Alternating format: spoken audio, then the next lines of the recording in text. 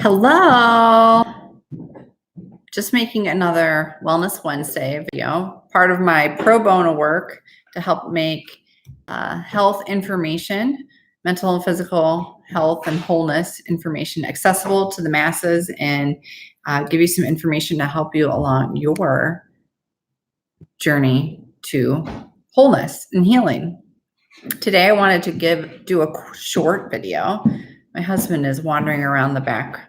We're trying to sell our house, and so we've got someone looking at it, and he is cleaning.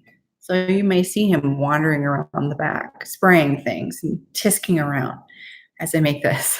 So the joys of being a small business owner and working from home. Okay.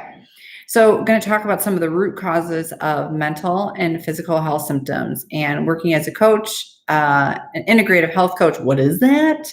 That is someone who works to integrate the whole person using all of the modalities of healing. So starting with the traditional medical model, you go to the doctor. Okay. We start there. What else can we add? Traditionally, people look at me as a holistic practitioner, and yes, I am that, but I also lean into innovative strategies as well as time-honored ancient wisdom, ancient strategies that have been around since the beginning of time. So all of the things that work, there are many roads to Rome. What works for one does not for another. I often say what heals one can hurt another. And so trying to integrate all the different modalities and give information out there for true healing, not just Band-Aid fixes, not just here, take this and that's it. So true healing, individuals usually come to me at the end of the ropes, trying to find other ways, or they are kind of questioning the medical model and how things have always been. And they're wondering, can I feel a little bit better than this? Do I have to feel like this all the time? Is this my fate? What else can be done? So that's the work that I do. I am also a certified rehabilitation counselor. So mindset and mood and mental wellness is a big thing for me, and getting to the root of all of these things. There's always a root. The root should be explained to you, and you should have education as to understanding what your root is, so that you can take back some of your power, investing a little bit of personal responsibility, and leaning into doing the work to heal. So this is what we're going to talk about today. One of the biggest bangs for the buck is just lifestyle things. Lifestyle things is what I want to call them. It is an untruth that you can skip out on sleep. You actually need 8 to 9 hours. All adults do. Little people need longer. You cannot catch up on sleep. Sleep is not something you can go without. So you need to start with a bedtime. I've written articles on sleep, how hacking your sleep, and a prescription for wellness. It's on LinkedIn. It's on my website, thepaleocounselor.com. And there are actually some really cool new books out on sleep, and you can't really skip out on this. And so if you're trying to lose weight, if you're trying to heal from something and you're not sleeping, and you haven't worked out some strategies to learn how to sleep, you got to start there. A lot of times it could be anxious symptoms towards bed, melatonin because your sleep cycle is off, low melatonin, screens too late at night. There's so many things that can be causing staying up, but you have to, it's a habit, and you have to work with yourself and whoever may be living with you to create new habits. And so sleep is one of the biggest things, I think, even more so than food sometimes. My husband just sent me this research article because he knows I'm just like a nerd for all things health, that talks about in our food, over 71% of our food is ultra processed. So too much salt, too much fat, too much sugar, too much preservative, too much of all of the things. So my biggest tip with food is eat whole foods. So like, oh, Shannon, you're the paleo counselor. Aren't you talking about the paleo diet? Not really. I started there, but that doesn't mean everyone needs to. The Mediterranean diet's a great way. Whole foods, anything without a mascot or a jingle or that's mass marketed to you, start there. Eat fruits and vegetables, more vegetables than fruit. some protein sources, whatever that is. I'm not even going to get into that debate today. Your bodies need protein. Some people need more protein than others. There are individuals that can't process protein due to a CBS gene mutation. And so that's kind of your sulfur channels. And if genes are turned on, then they got to lower the amount of protein. And then sometimes if someone has a histamine intolerance, then batch cooking is a bad idea. But overall, for the majority, shop the perimeter. You got to understand that I work with a select group of individuals that come to me and they've tried a lot of these things. So while we start at one place, oftentimes I'm just kind of going down the list. Are you sleeping? Are you eating? Are you safe in your home? You know, all of these things, like trying to get to what's the next area of opportunity. What haven't you tried to try out? So eating whole, fresh fruits and vegetables. They do a dirty dozen list every year. Aldi is I'm a big proponent of Aldi. They have great produce prices and great foods without a lot of additives. I do see this a lot. Additives, condiments, food colorings, gluten, dairy, all the inflammatory foods really do affect individuals with mental health symptoms, ADHD, autism. And so then that is a way to hack that is with food. Food should be the first place that we start. The GAPS diet is great for mental health symptoms, the gut and psychology syndrome. If you haven't checked that out, take a look at it. The Mediterranean is the most popular. If you're someone with an autoimmune condition, the Mediterranean is probably not going to be the place for you to start, just because there's some dairy and some grains, which if you have leaky gut or you're dealing with health symptoms, that's not the place to start. But the place to start is where you're at right now and what you have access to. Some people live in food deserts and it's hard to get access to fruits and vegetables. And so we really have to work. I work with a client in Africa, and talking about food and supplements was a very different conversation. Like, what do you have access to? What's in your neighborhood? What's your schedule like? What are foods that are around you? The fresh is, better, and the least amount of ingredients is the best. And whole foods, and avocado, and apple, and eliminating the common irritants and the common things that contribute. Sugar is probably the worst thing that anyone can eat. So if you want to eliminate one thing today and forever, it would be refined sugar for sure. Now, do you want to get into the debate of having fruit or not? If you're trying to lose weight, eating a bunch of fruit isn't going to work for you.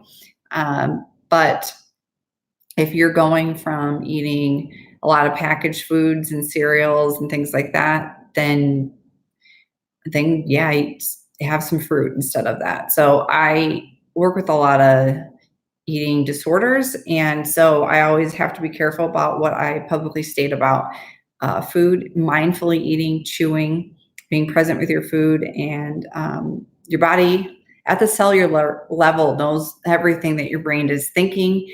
And so if you're having a lot of not eating enough or counting your calories and being very strict about that, or if you're binging, then we need to talk about not food. We're going to talk about the mindset of how to have a healthy relationship around food. I don't do, I'm telling you a lot of diets, but I don't do traditional diets. I'm more of a conscious, mindful eater, and talking about your food patterns and nourishing your body and your energy levels for what you're doing throughout the day.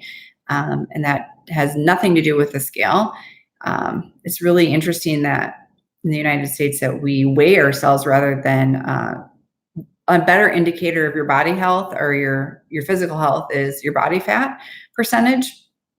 And I would throw away the scale and get something that looks at your body fat percentage, or get that measured, or take a tape measure and measure around things. Now, if you find yourself measuring and counting things every day obsessively, we're going to have to talk about not doing that. So food is cultural. It's a cultural entry point of bringing people together, and there is a lot of emotions around food and body image, and that can be deeply rooted in family systems. A lot of times with disordered eating, it's often a parent that maybe has modeled just their relationship with food, and that was kind of passed down. And so we dig into it when we talk about food and body image when you're working with me. And that's typically what I see a lot of individuals that have chronic conditions where they've had to limit their food intake, scared of food. And so we are looking to add back in foods and having a healthy relationship with foods, but start with whole food, water. And if you have a safe relationship with alcohol, a little glass of wine at dinner. And again, that's embraced in the Mediterranean diet. And I hate the word diet, but these are the words that we need to use. I know keto is a big thing right now. I'm not even going to get into that. There's so many different ways. Start with where you're at, more vegetables, less processed foods, and go from there. Your wellness is a journey. Start where you're at and go from there. Another thing that I see oftentimes is that is a lifestyle concern is chronic stress. And whether that be work or too many obligations or busyness, just chronically being in a heightened state where you're pumping out cortisol and not able to, get back in your body, get back in the breath. That could be a lot of things. So we do have to work on our stress and take responsibility. I'll oftentimes go through someone's schedule to go through their day to try to put in areas of self-care and relaxation. So that's another one. Movement, you can call this exercise. Do what you like, because that's going to get you out there and doing it more often. Being out in nature is wonderful. There's so many health benefits to that. Going for walks, yoga is great because you're kind of tackling the mindfulness, the meditation, and movement all in one. Weights are great for bone density and building muscle mass over time. This helps with just functional moving your body around. And that's functional fitness is kind of where I'm at in my wellness journey, being able to take in groceries from the house and pick up my child who's growing, and being able to go on for long hikes or go on long bike rides. I want to have the strength, to be able to participate in family activities like that. And so for me, it's not about like how much I can lift, but just about the condition that I'm in as far as being able to participate in life with those that are around me. So adding in some strength training. Now, you don't have to get a gym membership. You can get resistance bands, or you can download apps. There's so much you can do with body weight. And again, start where you're at. You don't have to start doing one-arm push-ups. You can do wall push-ups and scale from there. There's a way to scale everything.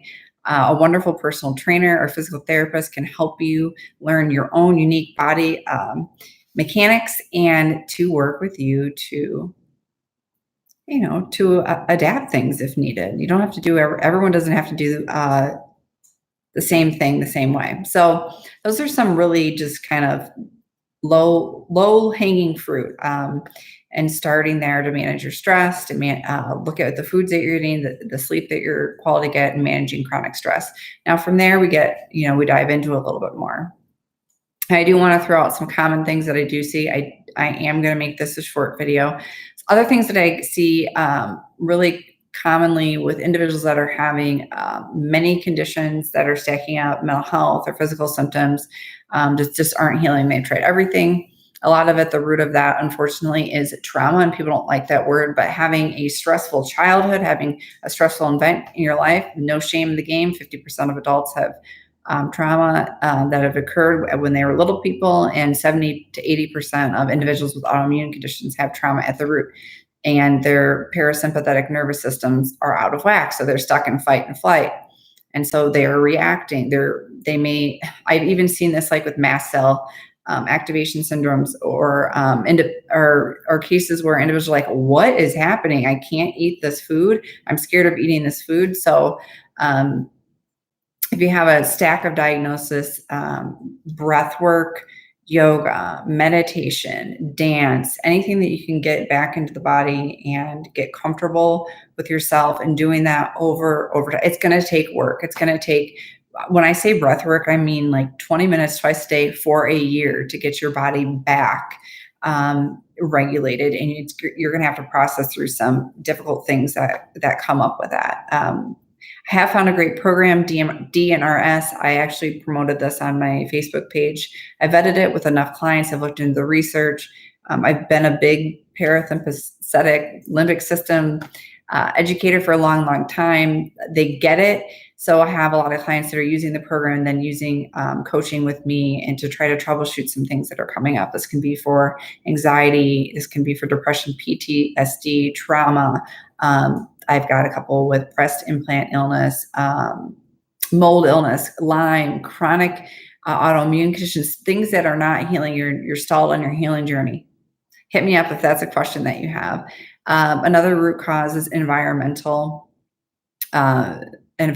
conditions. So chronic Lyme, activated or reactivated Epstein-Barr, mold, Lyme co-infections. There's about 12 different environmental, meaning out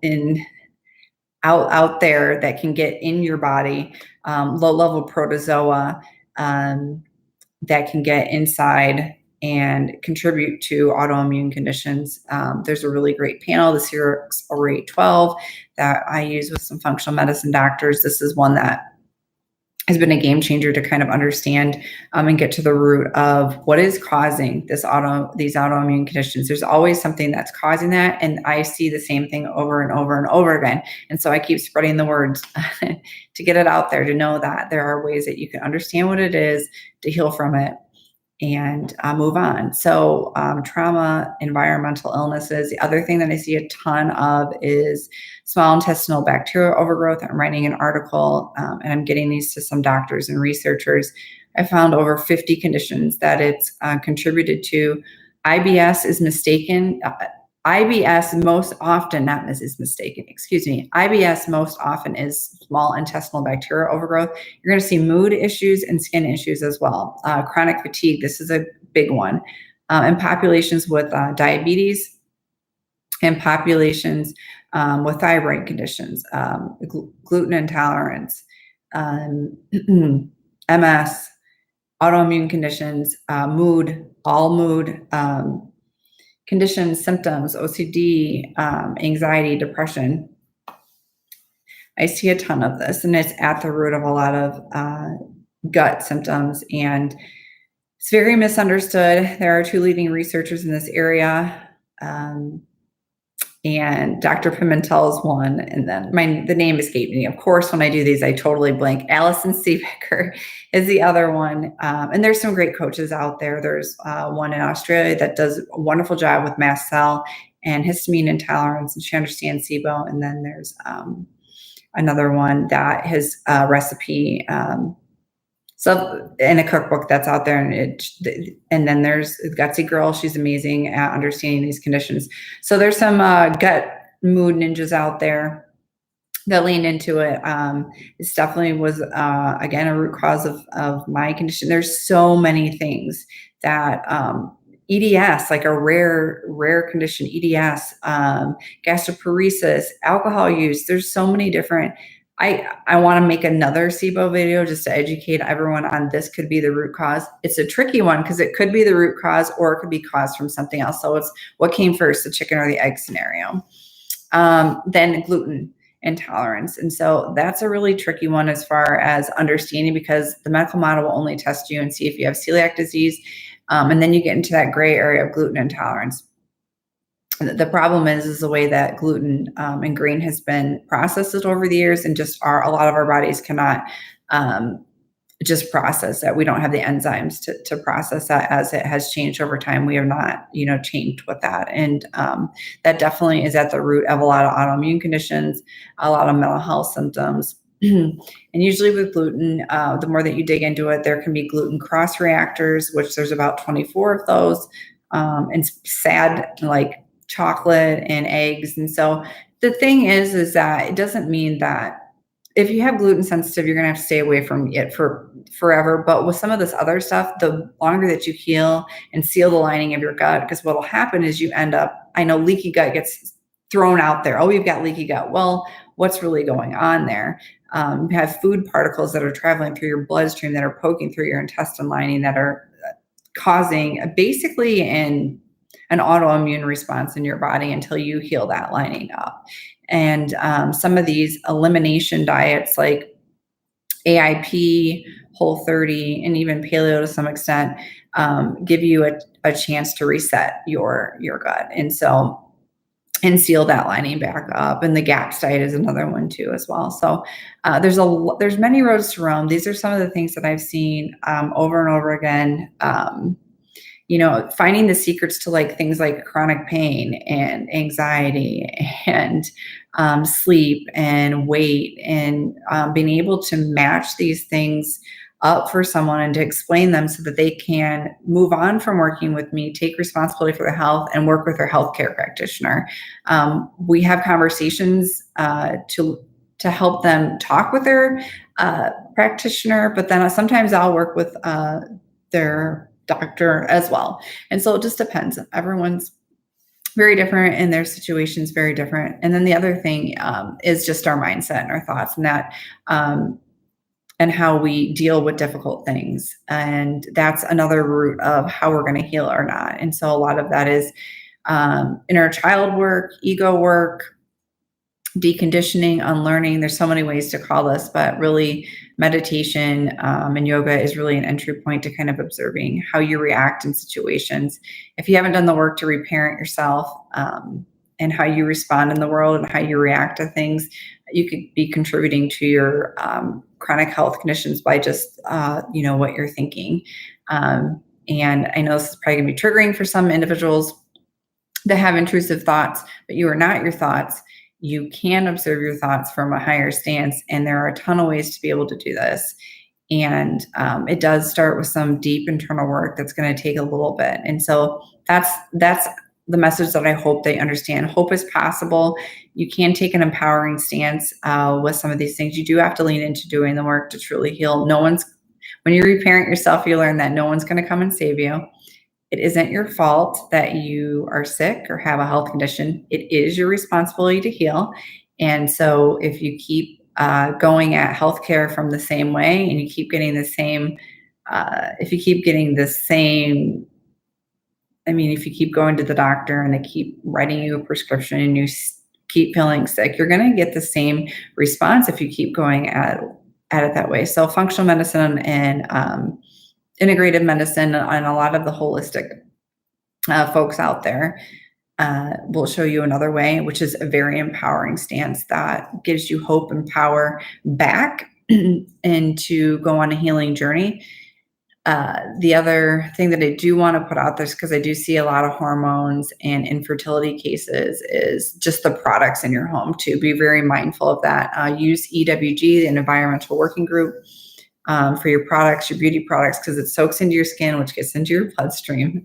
That becomes part of you. So the toxic chemicals becomes part of you, and you can really dive into this really, really deep. One of the best hormone books I've ever read is Dave Asprey's book, Better Baby. Even if you're not trying to get pregnant and have a baby, that's one of the best books. And there are so many different herbal remedies and plant-based anything, and then precision medicine. So if you're going to get on medicine, definitely know how that interacts with you genetically, because that not only changes the medication you should take, but also the dosage. If you're on the wrong dosage, it's just as bad as being on the wrong medication. You'll see an increase of symptoms or it just not working. And it's because of the genetic variant there and your unique genetic profile. And so everyone that I work with has the opportunity to complete a precision medicine panel. And because it's your genetics, you only have to do that once, and you get empowering information that you have for your health for the rest of your life. Like, isn't that great to know what medication and dosage to never take ever? That's great information to have. I'd like to rule out things not to do. Okay, so starting there is some great information. So I'm keeping this short. I did just send out a newsletter. I'm going to send another one out here shortly. I am putting out into the World Wide Web, a couple of real cool research tools, one on UTIs, if you have reoccurring UTIs, a holistic way to not Oh, shoot, I missed another one. I missed another root cause. Stop taking antibiotics, multiple rounds of antibiotics and PPIs. You probably have low stomach acid and antibiotics for life or death scenarios. Okay, that's why I need to write notes before doing these things. Anyway, I'm leaving it as is. This is real life. So I'm getting out UTI information. I'm going to give that one away to the whole world. And small intestinal bacterial overgrowth. I wrote a practitioner and patient's guide to that, and that is research-based. It's getting close to being done, and I'm going to get with the functional medicine folks here in town and make sure that everybody has the opportunity to access that, and so that they can work with their populations to heal from this condition that is often very elusive and can just cause a lot of downstream, can lead into autoimmune conditions. And IBS just in itself is just very debilitating, can be. So watch the words that you're using. You become your words, you rise up or you go down to meet the words and the stories that you're creating. So I'm going to leave that with you. I hope these videos are helpful. Like my social media pages. If you like this sort of information, please share. If you have questions, I do free 15-minute consults for individuals and for healthcare. Talk to you guys later. Bye-bye.